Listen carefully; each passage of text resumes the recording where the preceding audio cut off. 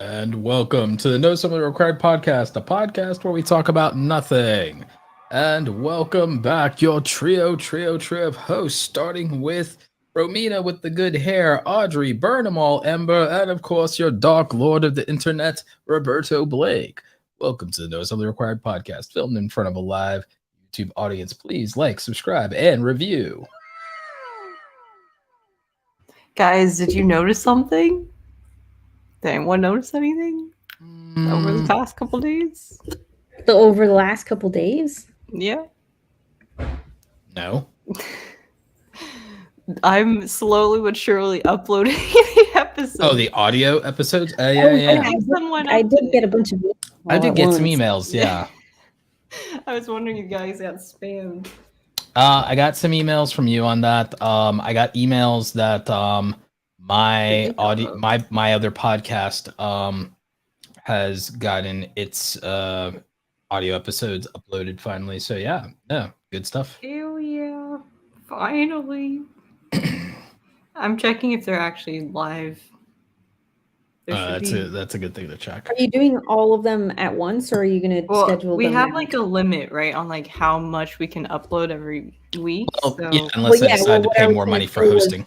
Was you shouldn't upload a whole bunch of them all at once anyway, because for the people who are subscribed, like who follow us, that would be annoying for them to like suddenly get, like 10 episodes at once. It's going today. I would just upload 10 at once anyway, based on the limits. But well, 10, 5, whatever doesn't make a difference. 5 is still a lot. I have them like one every day. Okay, yeah, that's what I was asking. Yeah, that's what I was asking. I just didn't want. No, we're doing the same thing on my show too. We're doing the same thing. Cool. So they should be going up at like 7 a.m. every day, basically, for the next. Oh, sweet. 70 days. Perfect. Sheesh, we're that far behind. Longer. We're that far behind. But we're gonna be so consistent. Like March or April of last Jesus, man, that's rough. Yeah, it's fine. Audrey, we're just gonna be super consistent for 2 months ish. Okay. Speaking of twos, yesterday was Tuesday. It was 02/22/2022, and I even got to tweet at 2:22 p.m. Yeah, it's like nice. All the synchronicity. It's like I feel like the universe unlocked. It's like it felt like my powers. Like yeah, it was. I felt supercharged yesterday. At that time. What's that? What powers did you get? Master of all. Oh. I'm now all powerful. We're gonna get that anyway. I feel like that's not really a surprise for us. Nah. No, we're just like, I think I was eating a burrito at 2:22. See, I didn't even make a big deal about it. I mean, it's just literally we just lived through. We just lived through something that no one will ever live through again. People who were born yesterday, that's the ultimate flex. Yeah, facts. That's like, I mean, those kids will be all powerful for life. Those kids will be all powerful. Or it's the opposite. It goes one of two ways. Nah. They're either completely unlucky or super lucky. Super unlucky.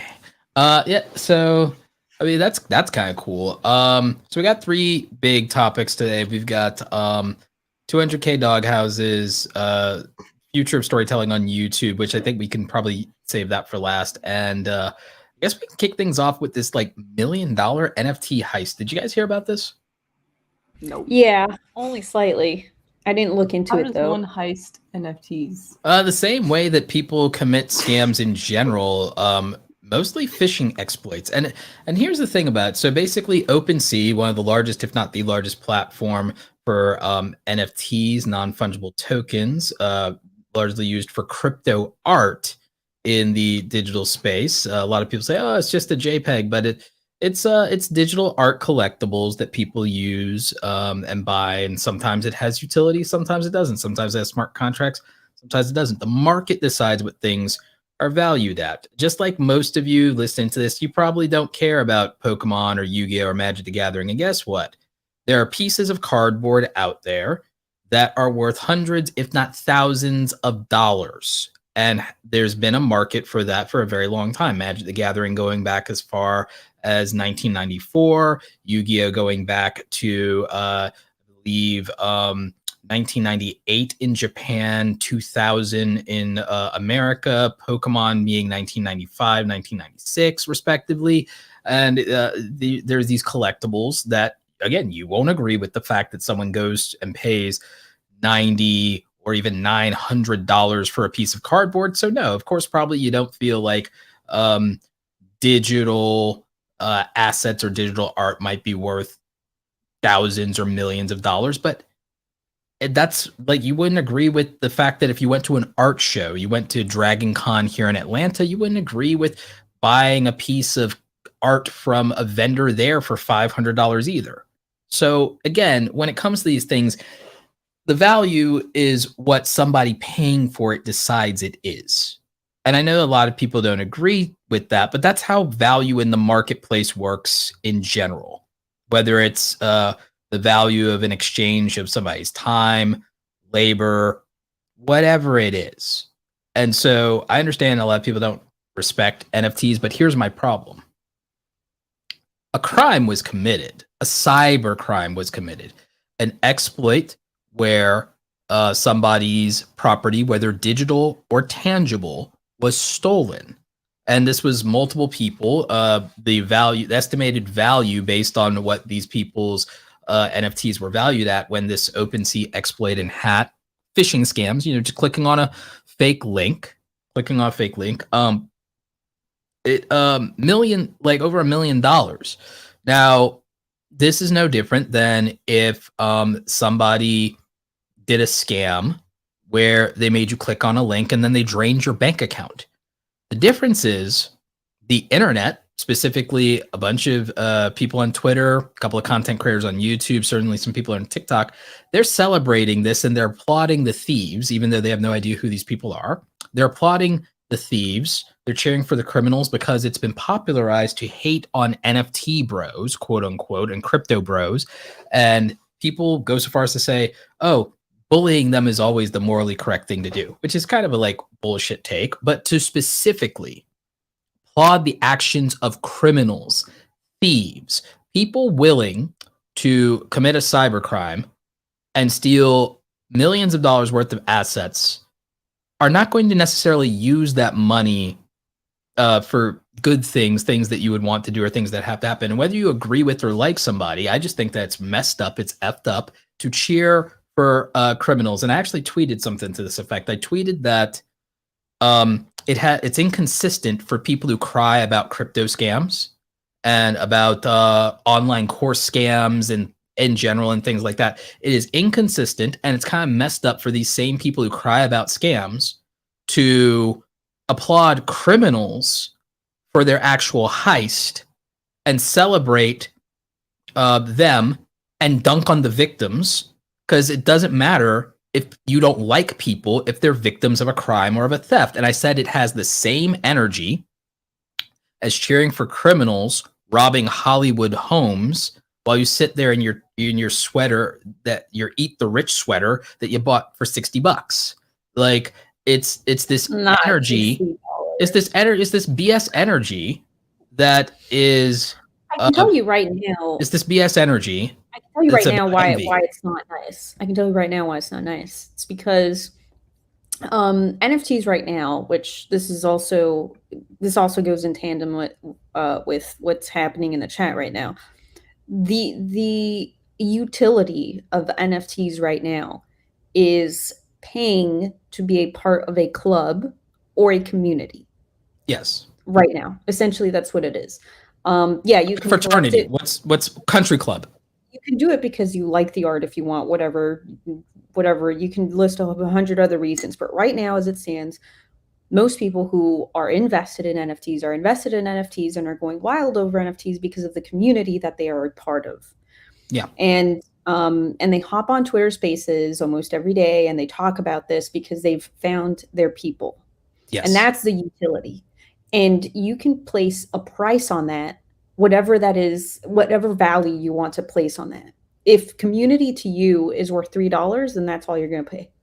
But if you would pay $200,000 to be a part of a club because of the people who are in that club, then that's how much it's valued to you. Romina, right? what's the value? What's the utility in the modern 21st century? Audrey, Romina, be honest with me. What's the utility of going to Harvard? What's the utility of going to an Ivy League school?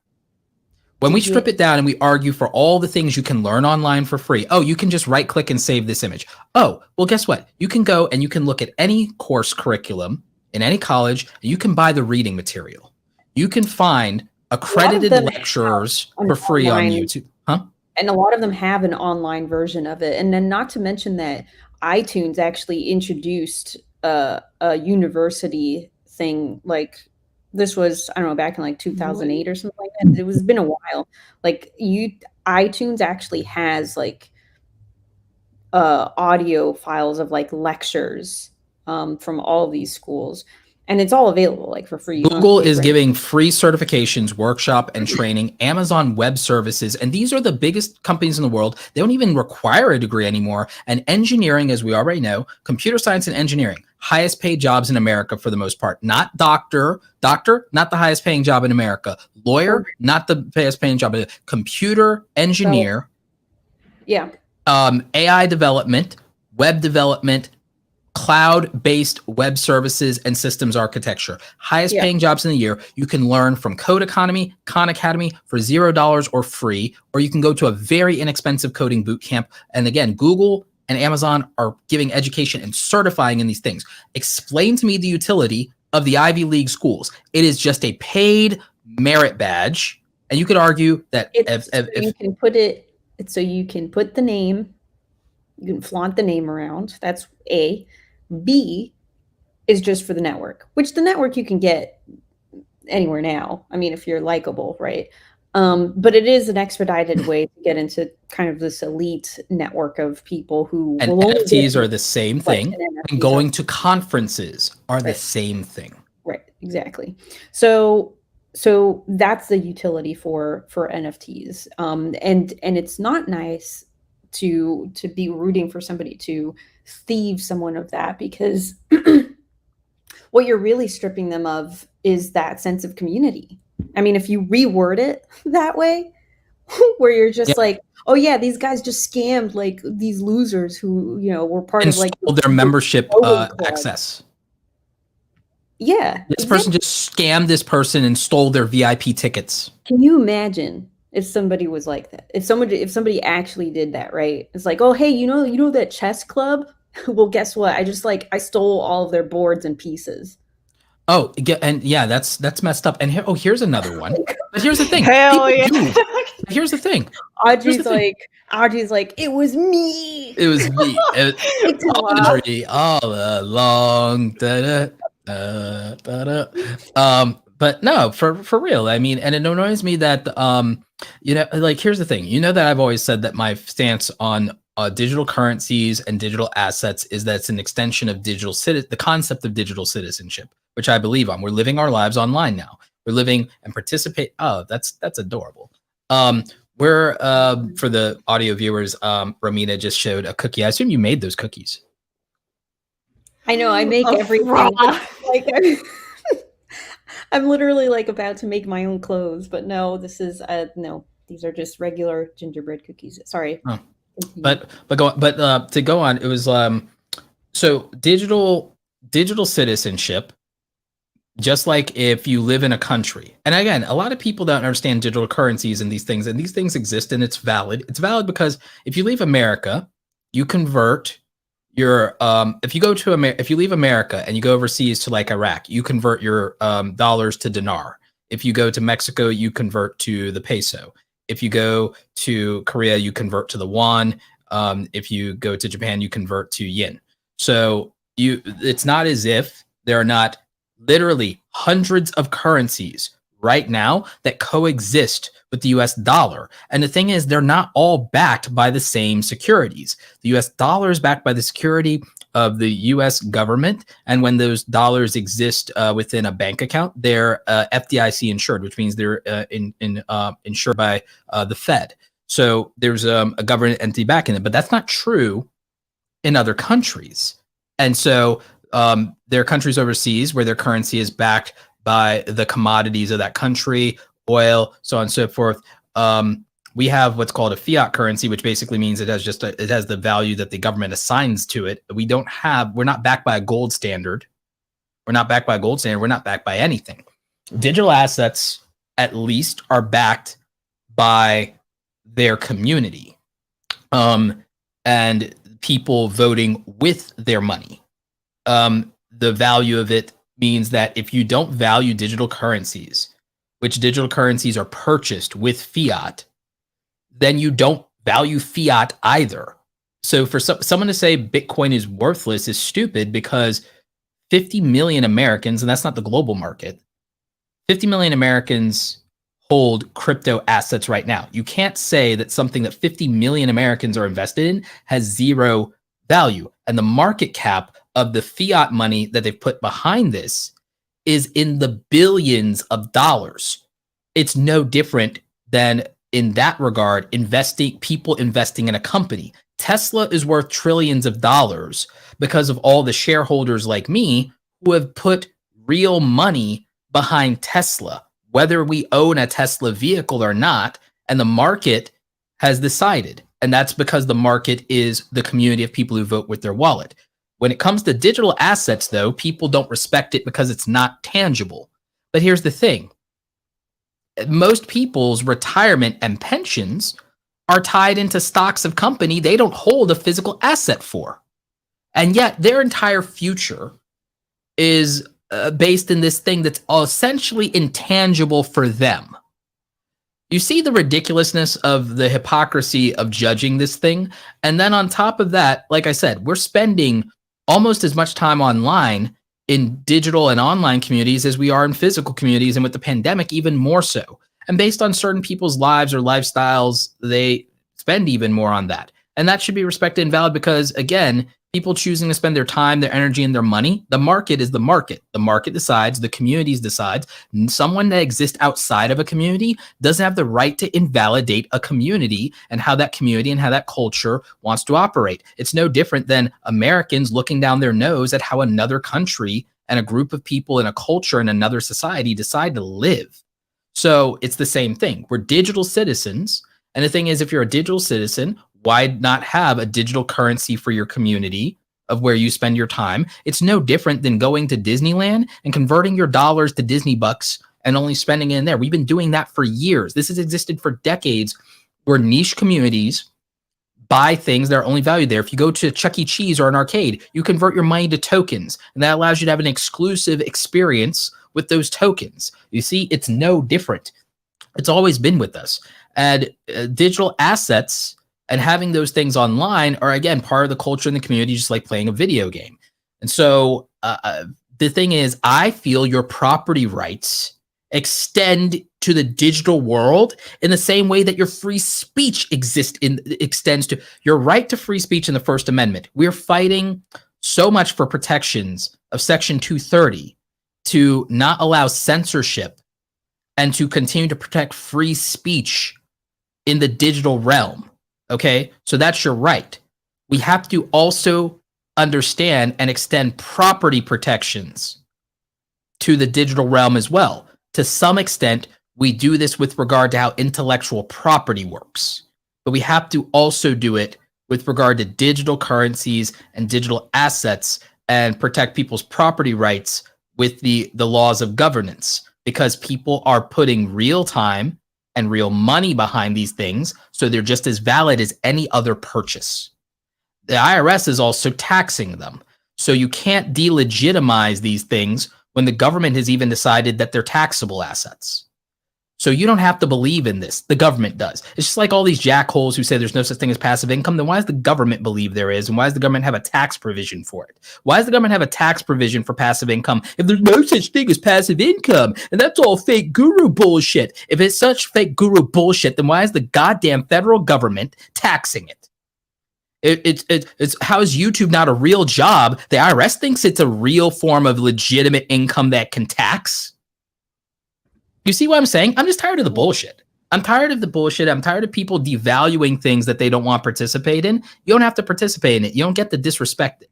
We got a comment from Andy in the chat. If the IRS is taxing me on them, that's real enough for me. Damn right, Andy. Facts. We also have a question from Will Barry in the chat. How many people were involved in the theft? Unknown. We'll find out when they're caught. Bandits. Yeah. The NFT bandits. That's interesting. I like that. Actually, that sounds like a good name. Yeah, yeah, no, it's like the wet bandits from so it's like the NFT bandits.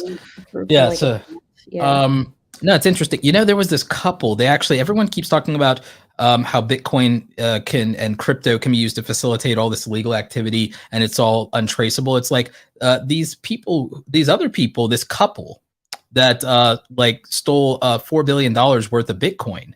They got caught. The online digital ledger, it's funny. The government, everyone talks all this crap. It's like, the government has spent the last 5 years trying to spend more time on trying to regulate free speech on the internet, digital currencies and assets than they have on any single anti-poverty measure. They've spent more time on Bitcoin and crypto and trying to limit free speech and social media platforms and going after big tech companies that their only product is providing you free speech. They've spent more time in the last 5 years and more hearings on that than any work on anti-poverty measures like prescription drug prices, making more drugs freely available to people like insulin, life-saving drugs. We gave out all these vaccines for free. Great. Well, what about insulin? And they haven't done any of that. They haven't spent nearly the same amount of energy figuring out how to improve the education system. They've spent more time, if anything, trying to muck it up, and they spent more time trying to rename schools to try to make them less racist, something no black person asked them to do, by the way.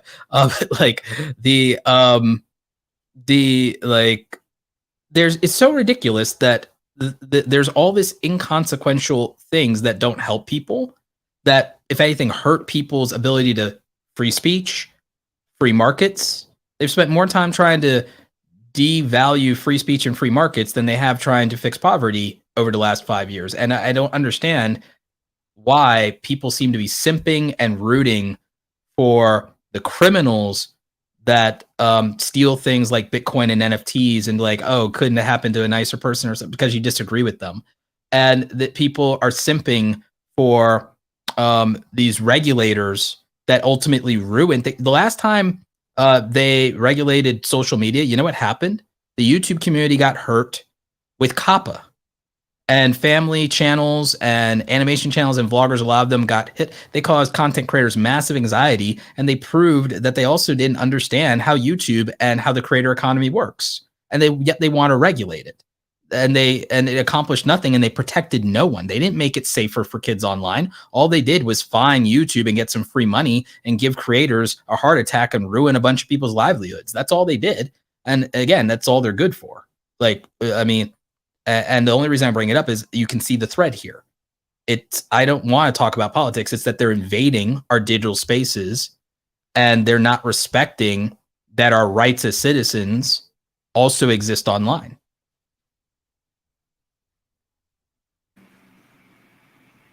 What do y'all think about that?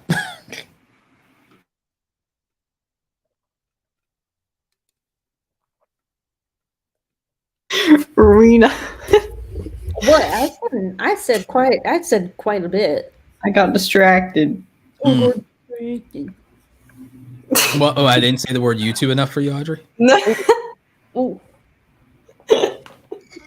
No. Wait, what was the last sentence you said?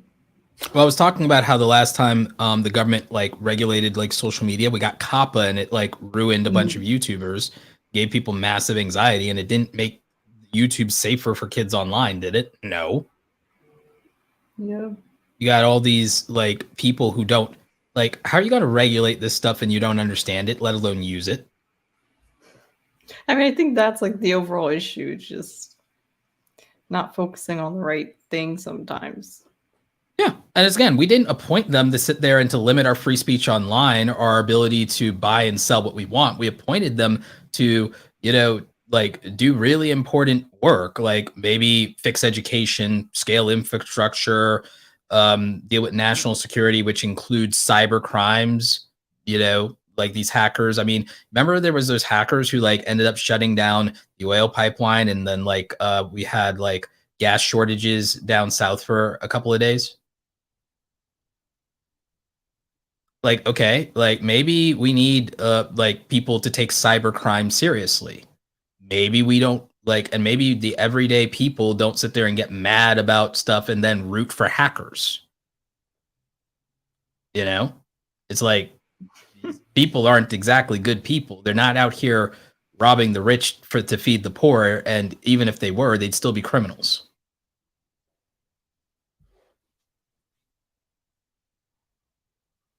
Yep. Like, I mean, it became like what? I mean, you literally have people out here simping for criminals. Honestly, that I'm not surprised. Yeah. Well, you're in California. You see it. Like, you have people sitting here rooting for the physical heist out there, like of people looting and like stuff. Like the crime rate over there has been crazy, and you got like people like freaking Seth Rogen shrugging their shoulders, going, "Oh well."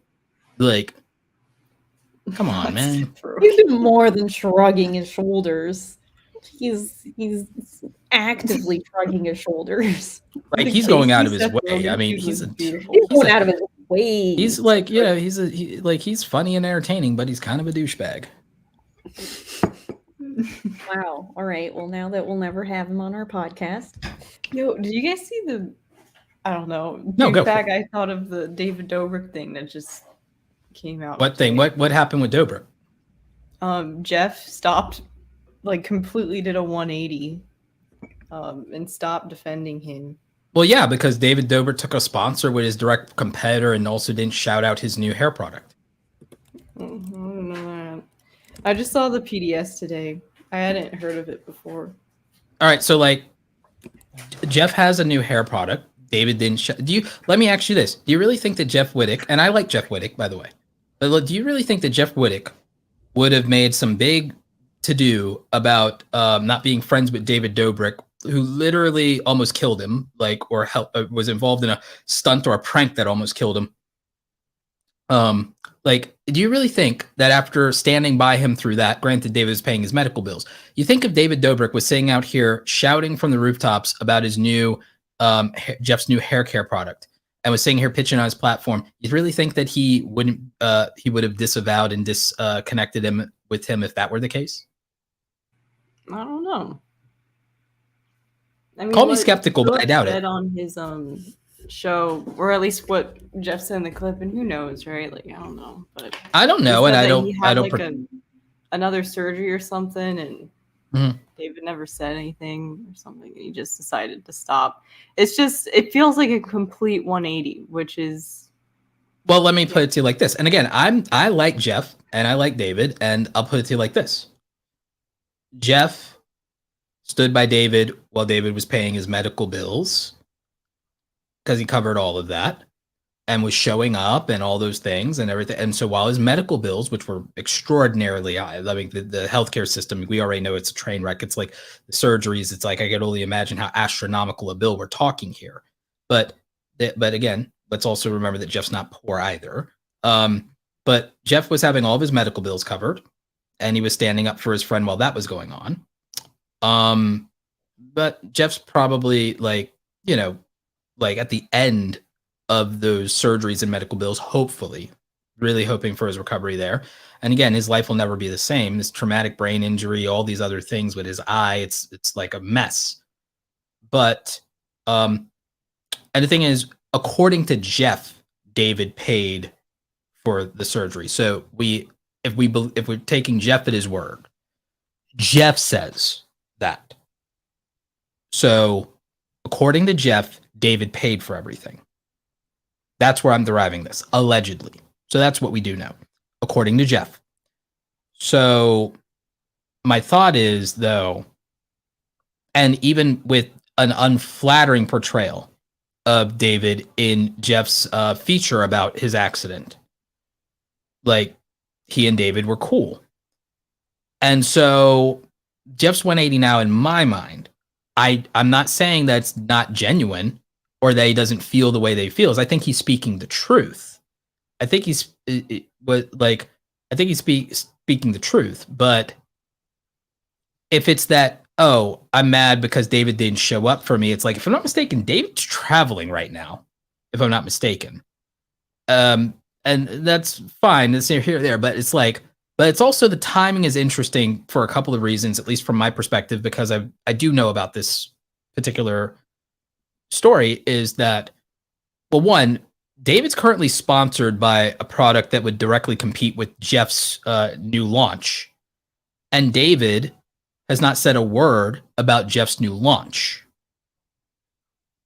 And I can't help but think, and this is why I'm genuinely asking, does the panel believe, I'm genuinely asking, does the panel believe that regardless of whether David came to the last surgery or was in touch with him or whatever, does anyone here really believe that if David Dobrik was promoting Jeff's new product launch on all of his platforms, that Jeff would be saying these things right now?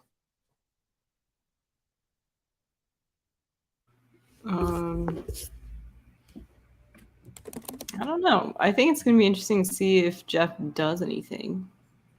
Like, I'm sure he'll make the rounds. I'm sure he'll go on the H3 podcast. I'm sure this won't be the last we hear of it. The last time Jeff put David's name in his mouth, it went very well for him, and he made a killing on his Patreon.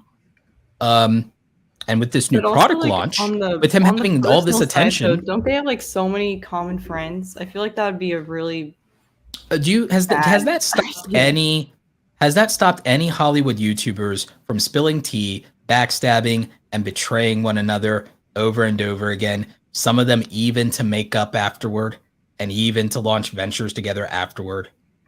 Has that stopped any? Has the incestuous trading of significant others over the last 10 years of Hollywood YouTubers stopped any of that? Does it really stop the money train? Nah, money train can't be stopped. Train ain't got stops. I'm willing to give Jeff the benefit of the doubt, because I don't think like David doesn't promote like all of his friends' products forever, you know. No, I don't. No, he doesn't. But I'm just saying, I know how this Hollywood YouTuber like thing tends to play out. I know, and I've talked to some people behind the scenes about some of these things, and again, I'm very cynical about this. I believe he's sincere about how he feels. I'm saying I believe he would put aside all these very real feelings that he's coming out right now. If David was promoting his product launch, we wouldn't hear any of this. We wouldn't hear any of this. Because, by the way, all the tea that Trisha Paytas spilled, she knew about all that stuff for years and years and years and didn't say a word while she was benefiting from being in the blog squad and associated with them. Right? But she sat on that for years.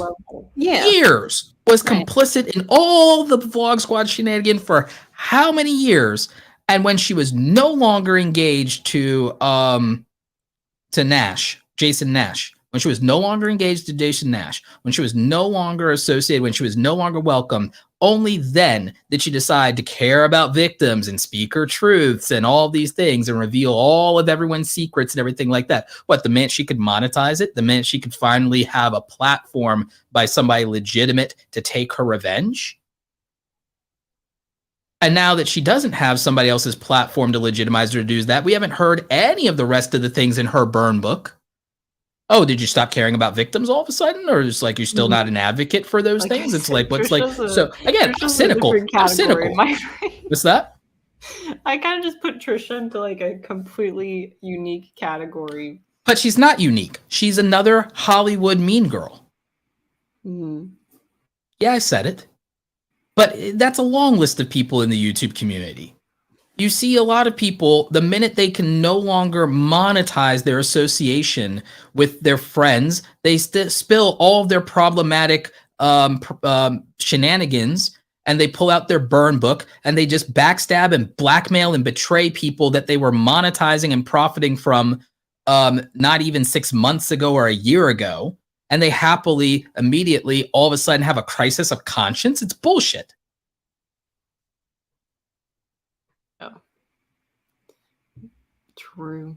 And the thing is, and we still, like, by the way, we're still going to watch them. We're still going to watch them. Me too. I'm going to still watch them too. I'm going to still watch them. I'm going to still buy the hoodies. I'm going to still buy the merch and everything like that. Because, like, what are we talking about? What are we talking about? There's no accountability. There's no accountability in any of this. You want accountability? You want to hold people accountable? You have to crucify every single person on this planet. At least everybody over the age of 15, probably. Well, since we're already talking about we're all sinners. Since we're already talking about YouTubers, Audrey, do you want to jump in and tell us kind of what you were thinking about YouTube stuff? And your topic is the lighthearted one to finish up. Palate cleanser. It's like we're already talking YouTube, so let's just. Yeah, might as well. Right. I mean, I just I feel like I've just noticed this happening slowly but surely. And we've talked about this before, like the involvement of story basically paired with sensational content kind of. And I feel like there's this new, I mean, I would say it's not new. There's this new like wave of a trend of style of content that's been doing pretty well recently. Like what is have it? You guys seen Ryan Trahan's videos? I think that's a pretty good example. He's a unique execution, but I mean, is it really something new or some new wave, or is it just that like, people? It's or like is a it, new like combo strategy, in my opinion. What do you mean, people actually being talented? Well, there's that, but it's also just like I think his storytelling is unique. It's like the whole packaging thing with and I think like Jimmy, Mr. Beast does this as well. I think Ryan's just feels more personal, which is what I think. Well, he's a poor man's Mr. Beast. I mean, yeah, but it makes it more relatable. And like in my eyes anyway, it feels like I like when it's like one person's perspective doing something. And I think people are also starting to. Well, again, it's a poor man's Mr. Beast because he's basically just decided to do what Mr. Beast used to do when he was like doing everything was just him. Yeah. And not his friends. Like, remember, like when it was that, like, Mr. Beast's oldest content. It's taking that and then just not scaling up as much, in my opinion, to the cast of characters, so to speak. Yeah. I mean, am I wrong? No, I think his stuff is also slightly more story based. I would argue. Like, I think Jimmy does a good job of taking a story from like a more crazy high budget situation, and then Ryan's I'm talking stuff about like back more in the days, though, the old days. Yeah, well, I guess, but have you watched his old content? Have you watched Jimmy's old content? I don't even know. It's been a while if I have watched his old content, but it feels like he still introduces like different characters and stuff. It feels more like a traditional storyline than. I'm talking about like in the old days when he was like poor. Yeah, but it still wasn't as like produced or well put together story wise as Ryan. No, I agree with you. Ryan Trahan is more like Zealous and Eric. Yeah, and like I've talked about this before. I was a Eric disliker at the start. Not quite a hater. I think we've talked about this. Yeah. Back, you came around a year ago. Did you come around? I mean, not fully yet, but I am starting to appreciate, all right, because I can appreciate the storytelling. I think I like it when creators put in like, and maybe this sounds kind also of the production. The production is well done. Oh yeah, well the production on like Eric stuff is more comparable to Mr. Beast, right? I feel like Ryan still feels like it's one person doing it. Oh well, Eric came from a wedding filmmaker background. Yeah, there's also that. But he also just, I think, has larger budgets because some of the stuff he does, he has like there's like 3 or 4 like main characters in the video, and there's like sets and they're moving people, and it's kind of just bigger. Oh yeah, like, now even at the beginning though, he was borrowing talent from his actual company. Like, because he had that small business, he was basically double dipping on the payroll for the company for his YouTube channel. Yeah. as one does. But yeah, But I do think there's like Ryan Trahan's more relatable. I get it. Yeah, and his style is just different. It's like very heavy in VO and super fast paced. There's kind of like inside jokes similar to like what like Peter with his whole PewDiePie. coffee thing. Like PewDiePie, like all these people have inside jokes to their audience. Yeah. Ryan does that really well. So it just kind of feels. I like it because it feels more personal. Like even though you can say there's like good story and stuff in Mr. Beast content, still a little bit more removed just because of the Mr. scale. Beast does his stuff doesn't. It's not storytelling. There's a payoff. There's a you're waiting for the payoff. There's a 3-act structure, but that's not necessarily storytelling. Yeah. This stuff is. I mean, even in the title, turning one penny into $1,000. There's a story. That's a literally. Well, tell me that story. Tell me the story because I could. It's like watch this. Let me tell you the story of how I turned one penny into $1,000. Let me tell you the story of how I took an ice boat on the world's hottest lake. Let me tell you the story of what we did when we found out we couldn't get into a college party. Let me tell you the story of when me and my friends started airdropping $100 bills to perfect strangers. See, the fact that I can say, let me tell you the story of, and then a title for a Ryan Trahan video is exactly what you're talking about. I can't do that with a Mr. Beast video. Let me tell the story of how I gave this random person $1 million. Well, that's about all. That's the only ones where there's a storyline, so to speak. But the rest of it, Ryan Trahan's videos, you could say, well, this is a story that we're like going to like it's and there's a built-in payoff in the title, which is what we would learn from if I was analyzing this from like a YouTube educator standpoint. It's like the dissection is I could tell you that Ryan Trahan's titles by themselves are an intriguing story that would work like in terms of it's consumable. The concept is consumable in any effing format. Right. Like if I could write a short story about any of these titles as a writing prompt, and it would be something that someone would want to read. I could take the prompt of his YouTube videos and get an episode of a TV show around this. Some of them could be the entire concept to launch a TV show or a series. Just his titles. Mm-hmm. So if we want to grade YouTube titles, it's like if your titles aren't doing that, they're probably crappy. They probably need to go back to the workshop, like even me, because it's like that's a title. That's a 10 out of 10. That's a 5 out of 5, a 10 out of 10, whatever. One score 100. His titles are perfect. And then the thumbnails sell that idea of what's in that title of like when I read that title and I see that thumbnail, I have an idea of what this is going to be about, and I'm interested. Yeah. Or more interested than if I just gave you the title. And then I think the personality side is also pretty huge. And I like to see that because it feels a little, even though it's like, still sensationalist and very fast paced, it still feels personal in a way that I think has kind of been lost a lot with like the more traditional sensationalist content. So I like that it feels more like you kind of get even, he's putting on a character. Obviously, it's like a heightened version of himself. Who doesn't do that?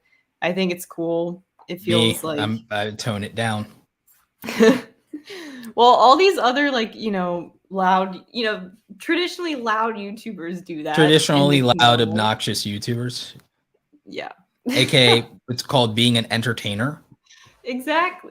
But I think it's refreshing in a weird way. Like, I don't know if we're going to keep just going. Because now the problem is, like, in order to make these stories, a lot of the time it feels like they have to be insane, right? Like, they have to just be like, I mean, why would you watch someone's everyday life instead of live one? True. Facts. Like, the only thing is you'd watch the everyday life of someone aspirational of, oh, wouldn't I love to live their life? Yes. I mean, but like, which is people what used to daily watching vlog and family. people loved it. No, people, but only of people daily vlogs that work. Tell me it's not either rich people doing rich people things or wonderfully loving couples that single people are watching. Like family with like kids. Or or young people watching a family that they wish they were a part of, or like that they wish they were a part of, or they wish their family would do those things. Yeah. Or that remind them of the fact that it's like, oh, I miss my family because I'm like away from college, or I'm an adult living on my own now. And boy, I don't have a family of my own. So, oh, I'm watching this one and living vicariously through that relationship. Like that, everything we watch YouTube, either we watch people with lives we wish we had aspirationally, or we watch or are entertained by zany, absurd adventures that we never would have the courage or confidence to live ever. Or would take the risk to do, or we watch education to become the people that we wish we were. Like, all we do is watch and consume content to fill a hole or a void in our. Like, I mean, this is philosophical, but it sounds really crappy. It's like, yeah, watching content is like you're trying to fill a hole. You watch aspirational people, which usually is, the vloggers that we watch. We're watching rich people do rich people shit because we're poor, or we're watching brave, charismatic, confident people do stuff we wish we had the guts for, or we're watching people with loving, healthy relationships that we didn't have. Like, and that's why we watch people's daily lives when we watch them. And then when it comes to entertainment, we're watching an entertaining, wild, zany story in contrast to our mundane existence. And then when we watch education content, we're learning from people wishing we were that smart. I mean, that's a somewhat cynical like view of it, but tell me I'm wrong. No, it's true. Like we talk, like, even like when people blow up and stuff, it's always it's got to be like a weird situation, basically, whatever that means. Yeah. Whatever category that fits into, it has to be like out of the norm. Because I mean, again, right now anyone can live. By the way, there's views for living a normal life. They're just not going to be as many as living an abnormal life. Yeah.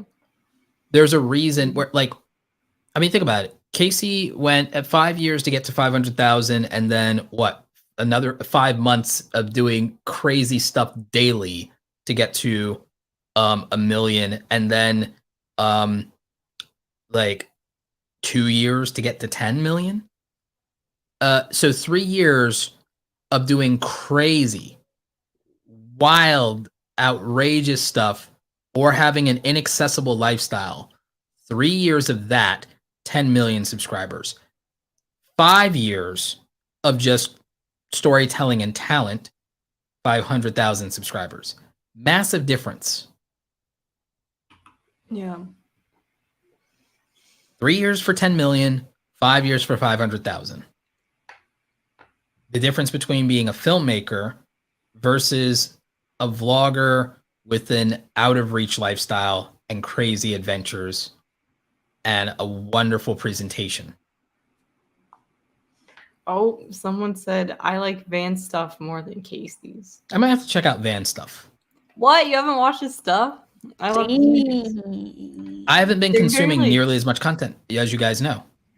Oh, he's really just consuming our content, Audrey. Wow. Well, I mean, I would recommend watching Vans. I mean, but I don't watch as much YouTube as I used to. Views, right? Because it's not traditional YouTube style, so he's got a smaller niche.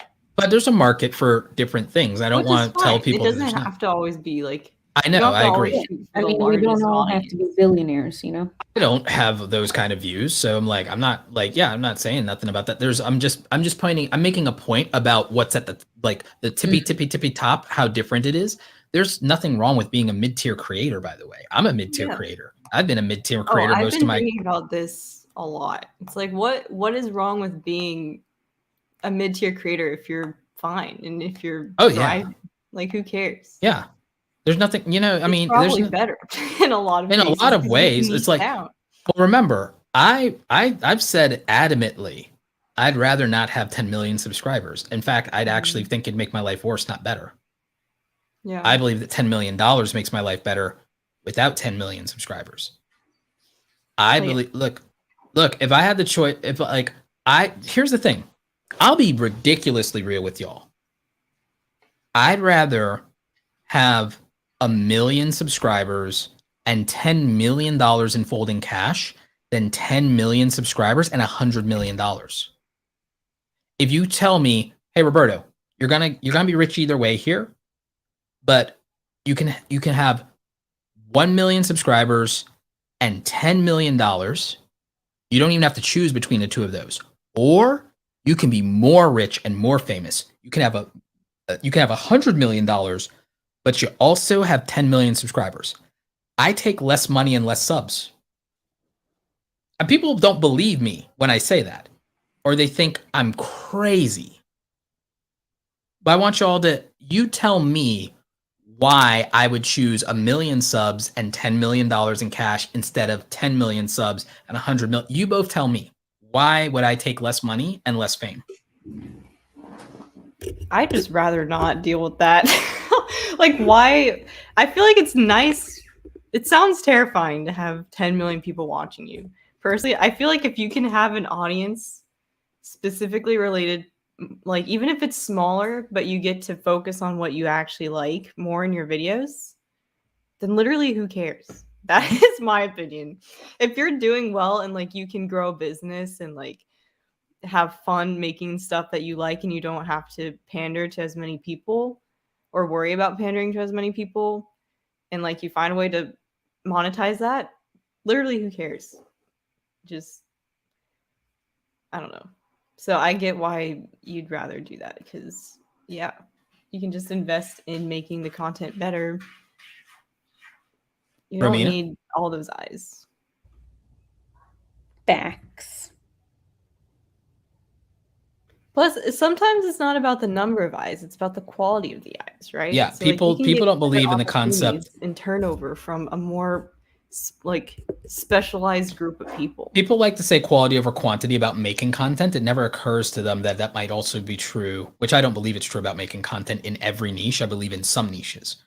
Most niches, it's actually not true. It's the opposite. YouTube data proves it, but I digress on that part. But like, people don't apply the idea of quality over quantity to audience and viewership. I'd rather have a smaller, more invested, more loyal community that rocks with me, buys from me, supports me, has my back, doesn't expect me to be perfect, takes me as I am. I'd rather have a smaller community of people that takes me as I am than a bigger community of people that always want me to be at a 10 out of 10 all the time and turned up and doing some crazy nonsense and risking my life or risking all my money and stuff like that. That's exhausting. Do you realize how exhausting you'd have to be? I mean, look at PewDiePie. PewDiePie's mental health went to trash after he became the biggest YouTuber and after everyone started hating on him in the media and no one wanted to cover his charity anymore. All they wanted to do was cover his mistakes. Even Mr. Beast is going through some of that now, and that's why he tweeted at Elon. We talked about this in the last show. Mr. Beast tweeted on Elon that's like, yeah, I could feed 1 million people, and they won't write about it. They won't care. No articles, no nothing. The minute I slip up, though, they'll be all over me. Even Jimmy's frustrated with this BS. That's why, again, I'd rather like 10 million subscribers. No, thank you. No, thank you. Like they're paying me 100 million is not worth the headache of 10 million people with their eyes on me. I'll never have a life. I'll never have privacy. And I'm also single. I'd never be able to trust anybody as a single person with that level of fame, and that level of money, I'd never be able to trust that anyone was genuine. Ever. Yeah. It's not like people aren't trying to have a positive impact on others. It's just that there's certain people that make it very difficult to do. Oh, facts. Yeah. Or who don't care and want to smear your image, even if you do manage to get it done. Oh, yeah. No, they always want to take people down a peg and everything like that. It's like, I like what Gary Vaynerchuk says, it's like all these people who want to take people down a peg or humble people. It's like, well, you know what? You can either build the biggest building or you can tear down all the other big buildings. I'd rather just build the biggest thing I'm capable of building. It's like, I don't need to tear other people down. I don't need to humble anybody. I just actually be good. just actually good. The only people who ever feel they need to humble people are insecure people that want to take people down to their quote unquote like level and say, I got to bring you back down to earth. It's like, well, if you had your own effing wings, you wouldn't care.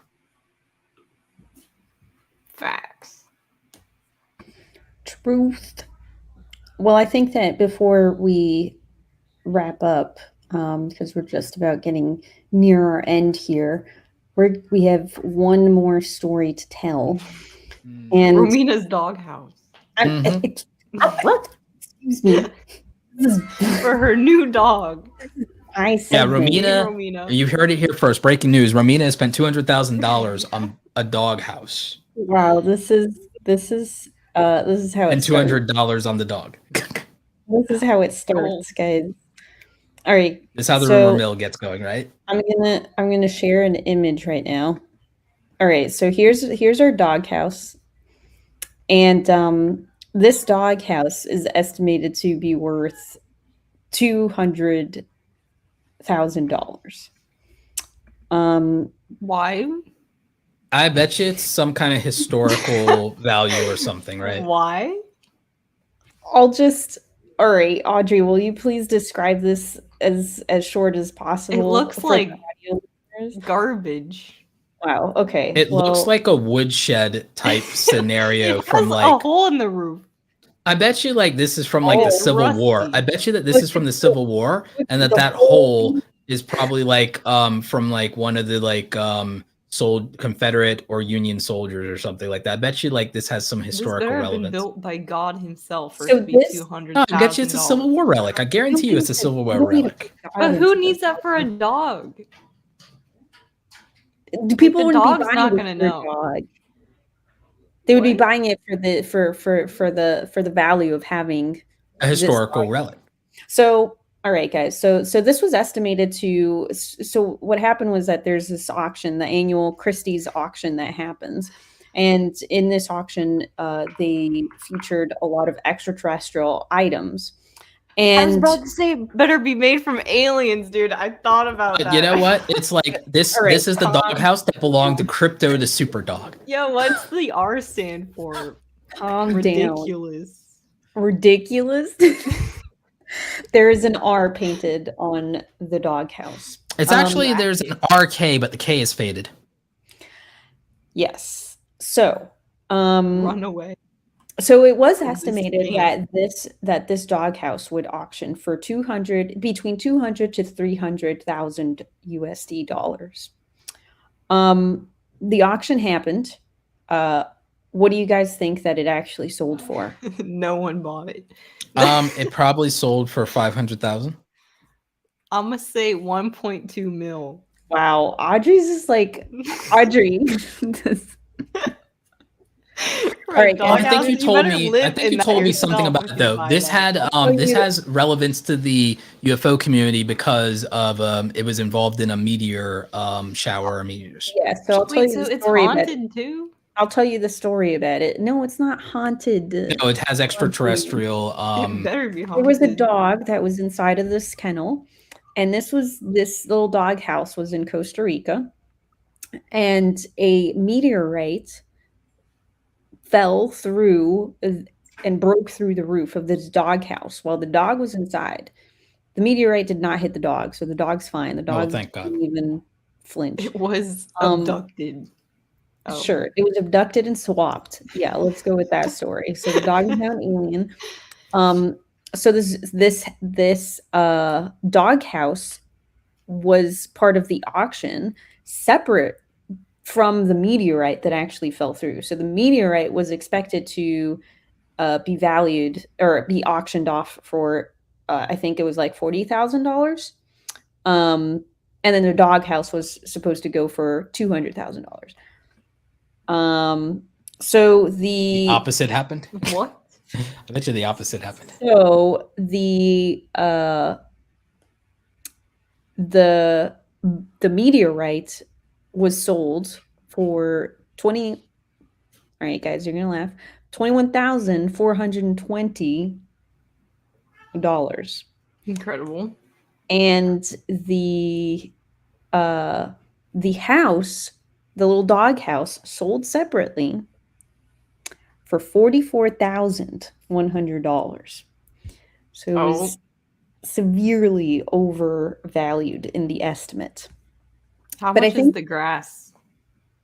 Wait, how much did the doghouse go for? $44,100. Wait, why? I still don't get why it's so expensive. Because it was in a meteor shower?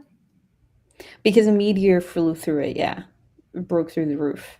The UFO community does be like that. You know, people talk about dunk on like the value of like, oh, NFTs or this or that, but it's like people with money are not worried. Like people with the money that they have made already that they want for the lifestyle they want, they can just be passionate about things and not care about like the cost associated with what they're passionate about. UFO enthusiasts be like that sometimes. Same thing for there are other communities where it's like, I think that people keep projecting like their average everyday problems or scenarios and what they would value onto other people that have nothing to do with them. It's like, again, it's just like if you took American values and you try to project that onto, which people do all the time, onto people from other cultures, immigrants, or people who live abroad, belong to other places. But when you look at like niches, communities, or things people are passionate about, oh, that's adorable. That's an adorable picture of the dog and the family.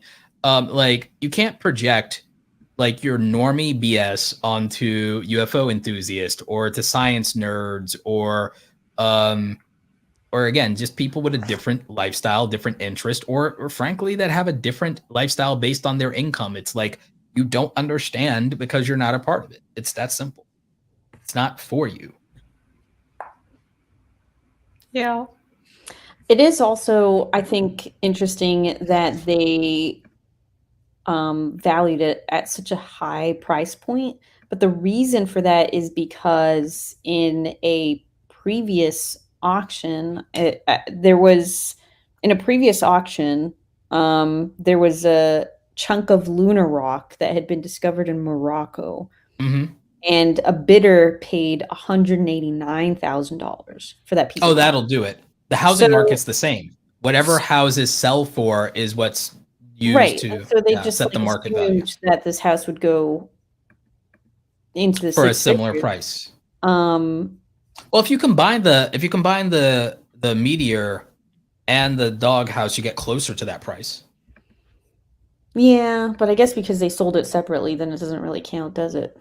It doesn't in the sense of not technically, but they're part of the same lot though. They're part of the same lot. They're part of the same lot. Yeah.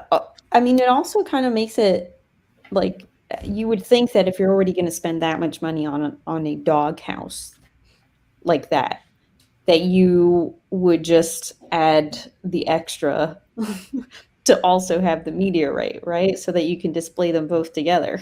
You would think so, but we don't know how the bidding went. Or what they're gonna what they're gonna do with it, or where would you put this doghouse? For all we know, this person has in a vault. For all we know, this person has a vault or a warehouse full of like. All right, if I was mega rich, it's like I might actually be like an alien hunter, and for all I know, I would have a warehouse full of alien artifacts. Because like if I have nothing else to do, I mean that's like see that. I can see that happening. Couldn't you see me if I was like all right, like 15 years from now, I've done everything. I've done everything I wanted to do professionally and everything like that. Couldn't you literally like see me just being like, or let's say somehow I like rolled the dice on like a meme crypto or some nonsense and somehow became a billionaire, and then I had a midlife crisis or burnout. Couldn't you literally just see me being an alien hunter with a warehouse full of alien artifacts?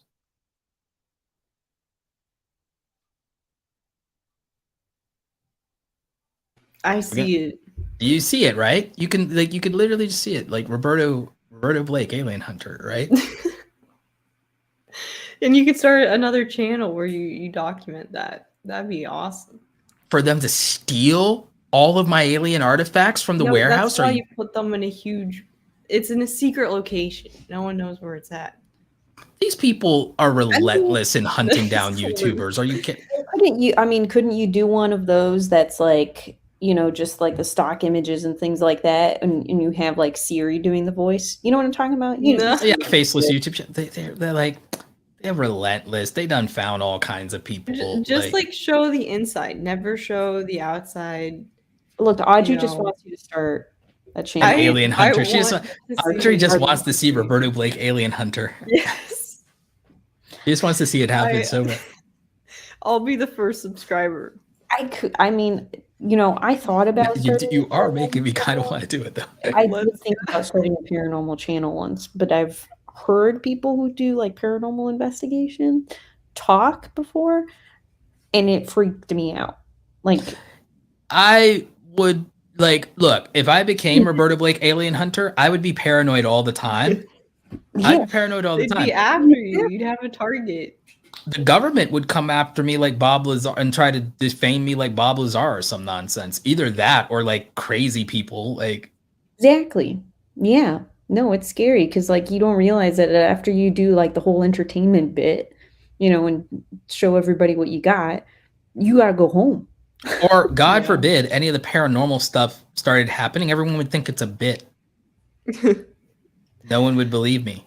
No one would believe me. No one would take it seriously. They'd all think I was faking it for clout. And then I could be disappeared and people would just keep thinking that was all part of an elaborate like scheme or something. And that I'm like, I ran off and like, oh, he's rich. He just decided to be rich and disappear, or he scammed people and he disappeared. It's like, and what would happen is like, no, they would have disappeared me. They would have disappeared me, or I would have been abducted, or I would have messed around with some like freaking like dark stuff or something and everything like that and got, like some freaky paranormal BS. That just adds to the drama of the channel. See? It's I got cursed. Not clickbait. Like, no, I would it'd be like it's like they're after me, not clickbait. It's like, and I'd be saying they're seriously and like begging for my life, and everyone would think it's a bit. I'm serious. This is what would happen. It's like I would be there and I would be like, or I'd be trying to like expose the freaking government, and everyone would just think that it's performance art. That just adds to the mystery of the channel, Is it real or is it not real? Yeah, like Lonely Girl 15. That was this was before your time. There's like one of the first YouTube hoaxes. Oh, I was thinking of the dudes who left BuzzFeed. Oh. They do like paranormal stuff. I'd be genuinely like, when I was a kid, I actually used to be a little bit of a paranormal investigator as a kid, and then started seeing too much weird stuff, and it started freaking me out. That's what I'm saying. What You does that start mean? seeing things, and then like because you're paying attention, and then like that's scary. Yeah. Freaking, I've listened to enough. Romina, yeah, I mean, you've talked about this on the Ghost Story episodes. Me and Romina have seen some things. We talked about this on the Ghost Stories episode. Me and Romina have seen things. What's that? I said I'm touching that with a big nope stick. Yeah, right. Just nope the hell out of there, right? Yeah. Like, I'm getting chills just thinking about it. Like, Roberto, how will we know it's you running the channel now, though, and not an alien? You wouldn't.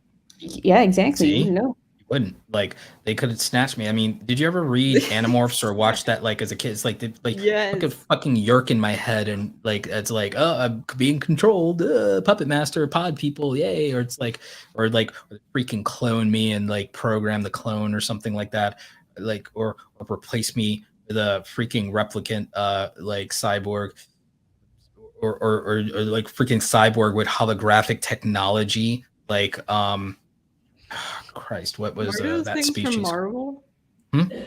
Oh, you're thinking of the life body duplicates. That's one thing. That's like Marvel life body duplicates. But or you're thinking about the shapeshifters. You're thinking about the Skrulls. Yeah. The Skrulls, yeah. Freaking Skrulls. Like freaking secret invasion. Roberto's been one of those this entire time. Scroll the entire time. I believe it. Scroll. What was that? It was Roberto all along. A cat? Or is that what you'd like us to think? It was me. I'm a ventriloquist. You know, I just Audrey, make cat noises. Audrey, if you had a cat house, It would Cat's not an be alien, just like in $40,000, Captain I Marvel. can The tell you cat's an that alien. right now.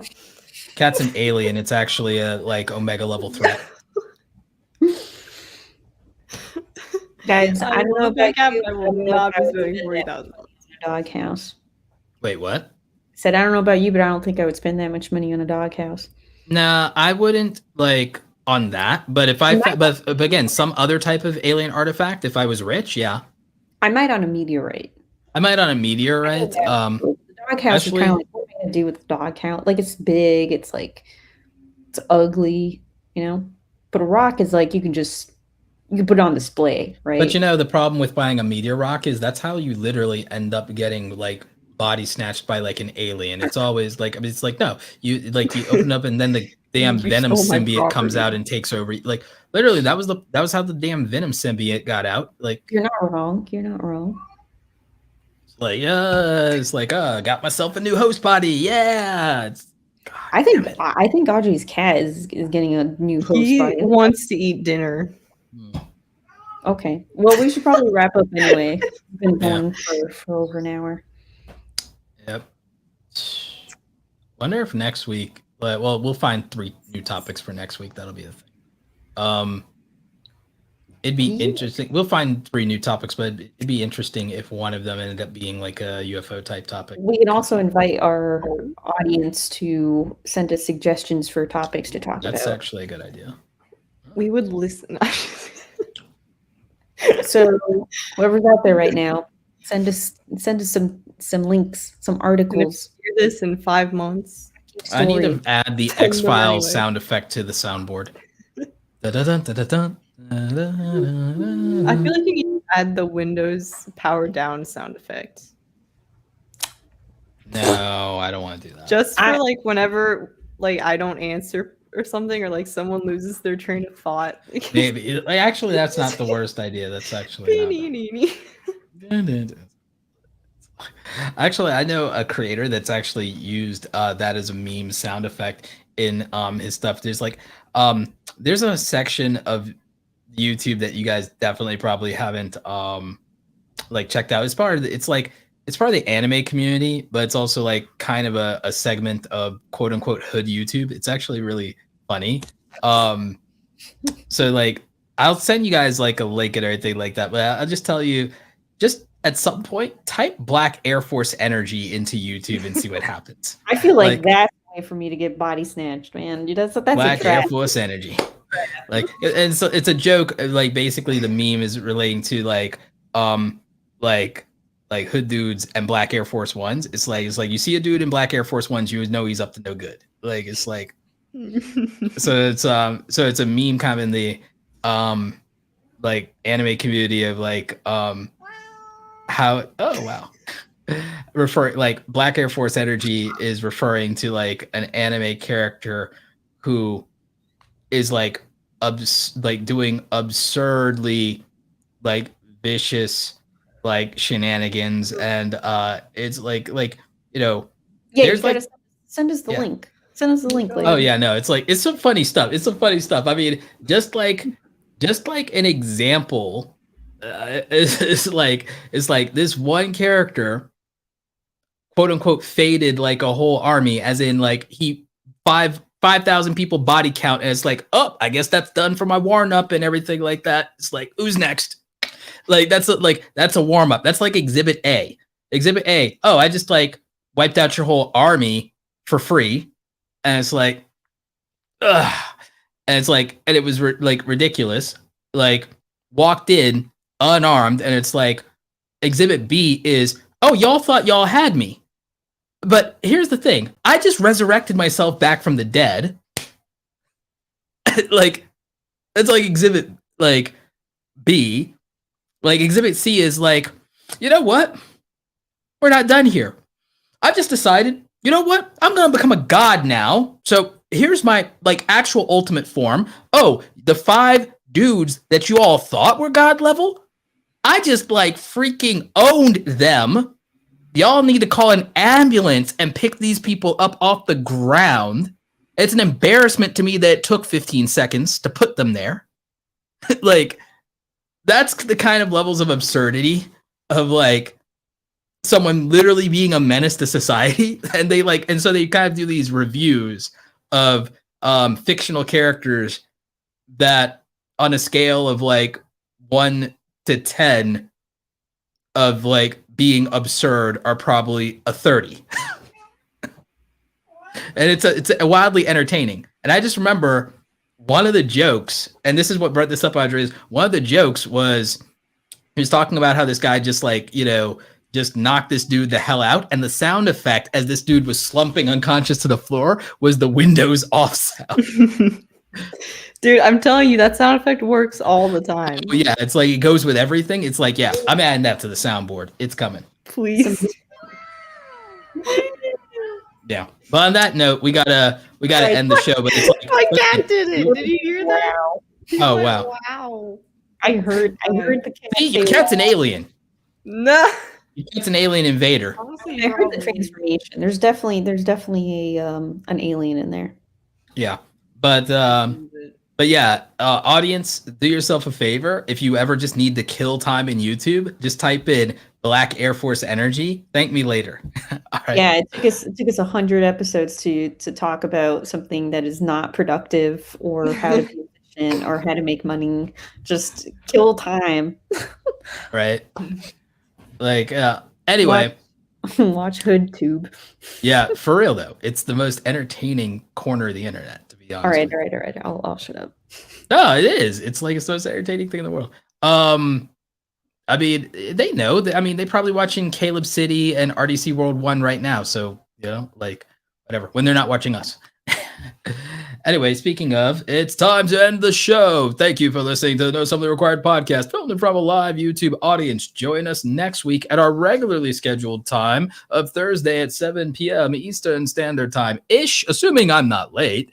And we will regale you with another series of at least 3 entertaining topics that will surprise and delight you. This has been your trio of hosts, starting with Romina with the good hair, Audrey, sus as hell, Ember, and of course, your dark lord of the interwebs, here to entertain you, Roberto Blake.